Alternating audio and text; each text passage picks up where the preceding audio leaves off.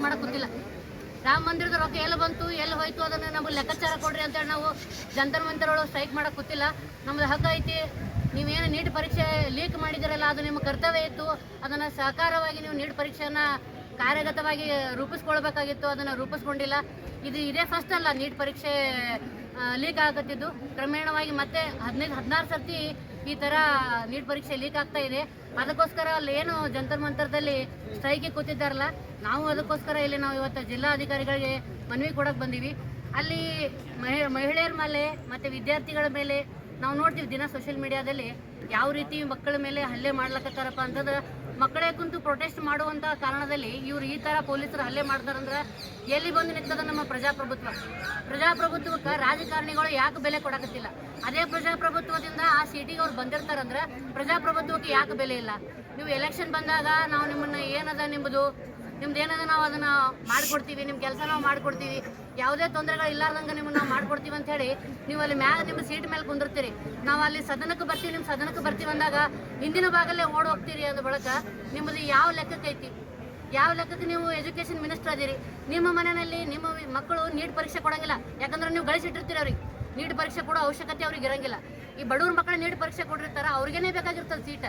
Neat ಪರೀಕ್ಷೆ ಅಡಿಯಲ್ಲಿ ಅವ್ರಿಗೇನೆ ನಾವು ವೈದ್ಯಕೀಯ ಸೀಟ್ ಬೇಕಾಗಿರ್ತದೆ, ಇನ್ನು ಉಳಿದ ಸೀಟ್ ಬೇಕಾಗಿರ್ತದೆ. ಅದರಲ್ಲೇ ನಾವು ಬೆಂಬಲ ಕೊಟ್ಕೊಂಡು ನಾವು ಮಾಡಬೇಕನ್ನೋ ಸಂದರ್ಭದಾಗ ನೀವು ನೀಟ್ ಪರೀಕ್ಷೆಯನ್ನು ಕೂಡ ಲೀಕ್ ಮಾಡಿ, ಆ ನೀಟ್ ಪರೀಕ್ಷೆ ಲೀಕ್ ಮಾಡಿದ ಕಾರಣಕ್ಕಾಗಿನೂ ನಾವು ನಮ್ಮ ಹಕ್ಕನ್ನು ನಾವು ಪಡ್ಕೊಳ್ಬೇಕಂತೇಳಿ ನಾವು ಸುಮಾರು 22 ನಾವು ಸ್ಟ್ರೈಕ್ ಮಾಡತ್ತೀವಿ ಅಂತಂದ್ರೆ ಅದಕ್ಕೆ ಬೆಲೆ ಇಲ್ಲ ಅಂಥೇಳಿ ಅಂದ್ಬಳಕ ನಿಮ್ಮಂಥ ಕೇಂದ್ರ ಸರ್ಕಾರ ಇದ್ರೂ ಅಷ್ಟೇ ಹೋದರೂ ಅಷ್ಟೇ ಅದ.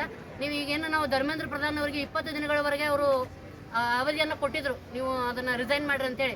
ಧರ್ಮೇಂದ್ರ ಪ್ರಧಾನ್ ಅವರು 20 ದಿನ, ಈಗ 22, 23 ದಿನ ಹೊಂಟದ. ಅವ್ರು ಇನ್ನಾದರೂ ರಿಸೈನ್ ಮಾಡೋ ಅವಕಾಶನೇ ಕಾಣ್ತಾ ಇಲ್ಲ.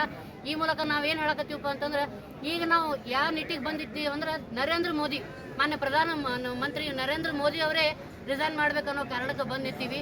ಈಗ ಈಗ 4-5 ದಿನದ ಹಿಂದ್ಗಡೆನೆ ನಾವು ನೋಡಿದ್ವಿ, DVP ಅವರು ಒಂದು ಕಾರ್ಯಕ್ರಮ ಮಾಡಿದ್ರು ಇದೇ ಜಂತರ್ ಮಂತರ್ ಕುರಿತು. ಒಂದು ಹುಡುಗಿ ಭಾಳ ಚೆನ್ನಾಗಿ ಮಾತಾಡೋಕ್ಕೆ, ವಾಂಗ್ಚುಕ್ ಅವ್ರಿಗೆ ನಾವು ಅರ್ಬಿ ಹಾಕೊಂಡು ತೊಗೊಂಡು ಹೋದ್ರು. ಅವ್ರು ಅಂಥದ್ದೇನು ಮಾಡಿದ್ರು, ಒಂದು ಹೆಣ ತೊಗೊಂಡು ಹೋದ್ರು. ಈ ರೀತಿ ಮಾಡಬಾರ್ದು ಅಂತೇಳಿ ಅವ್ರು ಮಾತಾಡಿದ್ದು ಸೋಷಿಯಲ್ ಮೀಡಿಯಾದಾಗ ಹರಿದಾಡುವಂಥ ಸಂದರ್ಭದಲ್ಲಿ ಸೋಷಿಯಲ್ ಮೀಡಿಯಾದಾಗ ನಾವು ಕಮೆಂಟ್ ನೋಡಿದಾಗ ನಮಗೆ ನಾಚಿಗೆ ಬರ್ತದೆ. ನೀವು ಯಾವ ಪಕ್ಷದವ್ರು ಯಾಕೆ ಇರಲ್ಲಕ್ರಿ? ಓದ್ಬೇಕು ಹೆಣ್ಮಗಳು ಒಂದು ವಿಷಯದ ಕುರಿತು ಮಾತಾಡ್ಲಕತ್ತಾಳಂದ್ರೆ ಆ ವಿಷಯ ಎಷ್ಟು ಕಾರಣ ಆಗ್ಯದ, ಎಷ್ಟು ದೇಶದಲ್ಲಿ ಚರ್ಚೆ ಆಗ್ಯದ, ಗಂಭೀರ ಆಗ್ಯದ ಅಂತ ಅನ್ನುವಂಥದ್ದು ನಾವು ಜನಸಾಮಾನ್ಯರು ನಾಗರಿಕರು ಅದನ್ನು ವಿಚಾರ ಮಾಡ್ಬೇಕು. ಅದನ್ನು ಬಿಟ್ಟು ನೀವು ಮನೆಗೆ ಹೋಗಿ ಕುಂದ್ರು, ನಿನಗೆ ಕಾಂಗ್ರೆಸ್ದಾಕದಿ, ನೀ BJP ಹಾಕದಿ, ನೀ ಬಕೆಟ್ ಹಿಡಿಯಕದಿ, ಇಂಥವೆಲ್ಲ ಮಾತಾಡಿದ್ರೆ ಯಾವ ಹೆಣ್ಮಕ್ಳು ಯಾವ ನಾಗರಿಕರು ಮುಂದೆ ಬಂದು ಪ್ರಶ್ನೆ ಮಾಡ್ತಾರೆ? ನಾವು ಪ್ರಶ್ನೆ ಮಾಡಲಿಲ್ಲ ಅಂದ್ರೆ ನಾವು ಹಕ್ಕು ಯಾವ ಸಿಗ್ತದೆ ನಮಗೆ? ಅದಕ್ಕೋಸ್ಕರ ಇವತ್ತು ನಾವು ಎಲ್ಲ ನ್ಯಾಯವಾದಿಗಳು, ಬಿಜಾಪುರ ನ್ಯಾಯವಾದಿಗಳು, ಪ್ರಗತಿಪರ ಸಂಘದ ನ್ಯಾಯವಾದಿಗಳು ಎಲ್ಲರೂ ಸೇರಿ ಮಾನ್ಯ ಜಿಲ್ಲಾಧಿಕಾರಿಗಳಿಗೆ ಈ ಮೂಲಕ ನಾವು ಖಂಡನೆಯನ್ನು ವ್ಯಕ್ತಪಡಿಸ್ತೀವಿ ಮತ್ತು ನಮ್ಮ ಮನವಿಯನ್ನು ಕೂಡ ನಾವು ಸಲ್ಲಿಸ್ತಾ ಇದ್ದೀವಿ. जो बैठकर स्टेटस लगाते हैं, बात करते हैं, जो बैठकर स्टेटस लगा रहे हैं, बात करें। बैठने से कुछ नहीं होता, आना पड़ता है, ग्राउंड में आना पड़ता है, अपनी हक की आवाज दिखानी पड़ती है। बैठकर सोकर खाकर तुम्हें आज़ादी नहीं मिलेगी, आना पड़ेगा रोड पे, मार खानी पड़ेगी और आज़ादी मांगनी पड़ेगी। ಈ ಸಭೆಯನ್ನು ಉದ್ದೇಶಿಸಿ ಇವತ್ತು ಯಾರೂ ಒಗ್ಗಟ್ಟಾಗಿಲ್ಲ. ಇವತ್ತು ನಾವು ಎಲ್ಲ ಸ್ಟೂಡೆಂಟ್ಸ್ ಪರವಾಗಿ ಎಲ್ಲರೂ ಒಗ್ಗಟ್ಟಾಗಿ ಇವತ್ತು ನಿಂತಿದ್ದೀವಿ. ಎದಕ್ಕೆ ನಿಂತೀವಿ ಅಂದ್ರೆ ಧರ್ಮೇಂದ್ರ ಪ್ರಧಾನ್ ಅವ್ರು ಏನು ಮಾಡ್ಯಾರ, ರೊಕ್ಕ ತಿಂದು ಪೇಪರ್ ಲೀಕ್ಸ್ ಮಾಡ್ಯಾರ. ನೋಡ್ರಿ ಅಲ್ಲಿ ಜಂತರ್ ಮಂತರ್ ಒಳಗೆ ಇಷ್ಟೆಲ್ಲ ಪ್ರೊಟೆಸ್ಟ್ ಆದರೂ ಯಾರು ಸೀದಾ ಪೊಲೀಸರು ಬಂದು ದಬ ಹೊಡೆಯೋದು, ಏನು ಬೇಕಾದ್ ಮಾಡೋದು, ಅರೆಸ್ಟ್ ಮಾಡೋದು ಎಲ್ಲ ಮಾಡತ್ತಾರ. ಇದೆಲ್ಲ ನೋಡಿದ್ರೆ ನಿಮ್ಗೆ ಏನು ಅನ್ನಿಸ್ತದ? ನಿಮ್ಮ ಮನೆ ಮಕ್ಳಿಗೆ ಬಂದು ಪೊಲೀಸರು ಹಿಂಗೆ ಯಾರು ಹೊಡೆದಿದ್ರು ಅಂದ್ರೆ ನೀವು ಕೇಳ್ತಿರೋ ಕೇಳಂಗಿಲ್ಲೋ? ಅದೇ ರೀತಿಯಾಗಿ ನಾವು ಇಲ್ಲೆಲ್ಲರೂ ಬಂದು ಒಗ್ಗಟ್ಟಾಗಿವಿ.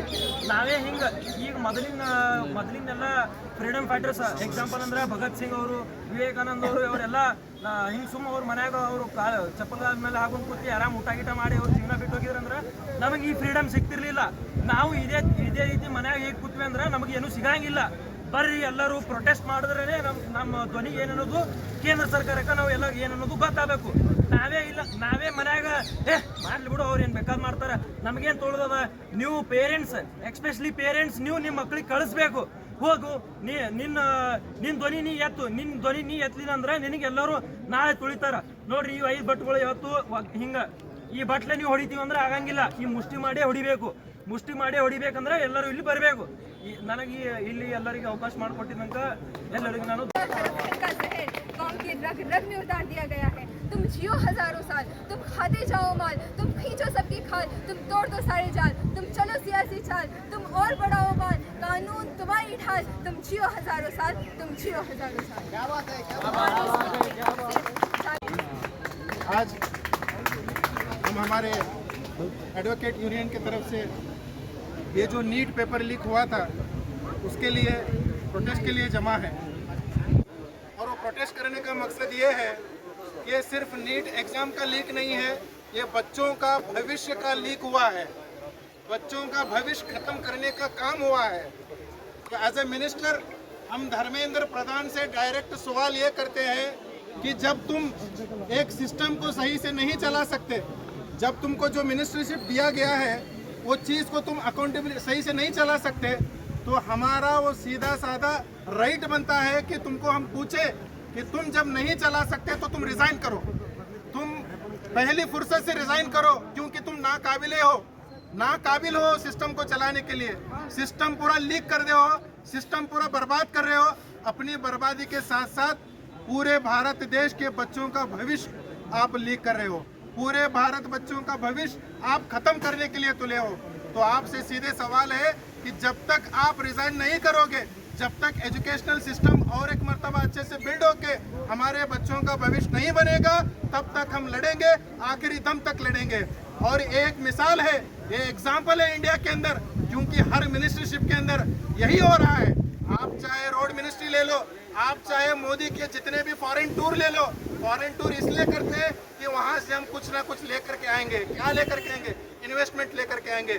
2,000 to 3,000 crores have been spent from the pocket of money which is belonging to the people of India, and in every tour he has spent around some 1,000 crore, 800 crore, 600 crore. I directly asked to Prime Minister Modi ji, how much investment you have been brought from the foreign to India? कितना आप investment बाहर देश से India के लिए लेकर आए हैं? अरे नौबत तो यह है, तुम्हारे अडानी और अंबानी ने दूसरे देशों में जाकर के इन्वेस्टमेंट किया है। ये अकाउंटेबिलिटी भी हम आने वाले समय के अंदर पूछेंगे। रोड मिनिस्टर को जो इथेनॉल का जो इतना बड़ा करप्शन कर रहा है, जो अपने बच्चे के, जो अपने बेटे के इन्वेस्टमेंट के अंदर, जो अपने बेटे के कैपिटल इन्वेस्टमेंट में और उसके जितने भी प्रॉफिट्स हैं वो बढ़ाने के लिए जो कुछ भी तुम कर रहे हो, वो इथेनॉल का 20% का सवाल हम आपसे पूछेंगे। चाहे हेल्थ मिनिस्टर हो, HRD मिनिस्टर हो, चाहे जो कोई भी हो, आने वाले दिनों के अंदर पल पल की जो भी तुमने कारनामे किए हैं, तुमने जो ED को लगाया है, CBI को लगाया है, हम डरने वाले नहीं।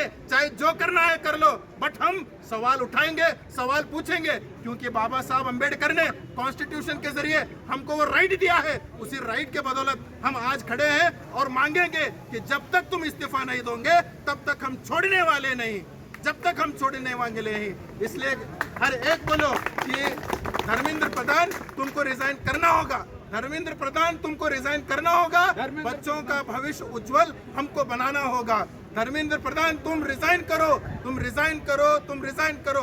धर्मेंद्र प्रधान तुम रिजाइन करो, रिजाइन करो, रिजाइन करो। धर्मेಂದ್ರ ಮೋದಿ ಅವರು ಅಮಿತ್ ಶಾ ರಾಜೀನಾಮೆ ಕೊಡಬೇಕಂತ ಇದೇ ಥರ ಆಯ್ತು ಅಂದ್ರೆ ಈ ಹೋರಾಟವನ್ನು ಎಲ್ಲ ಕಡೆ ಆಲ್ ಇಂಡಿಯಾ ಒಳಗೆ ಮುಂದುವರಿತದೆ ಅಂತ ಹೇಳಿ ನಡೆದಂಥ ಎಲ್ಲ ಗೆಳೆಯರಿಗೆ ನಮಸ್ಕರಿಸುತ್ತಾ ಅವ್ರಿಗೆ ಥ್ಯಾಂಕ್ಸ್ ಕೊಡ್ಕೊತಾ ಈ ಶಾಂತಿಯುತವಾದ ಇದನ್ನು ಮುಗಿಸ್ತೀವಿ.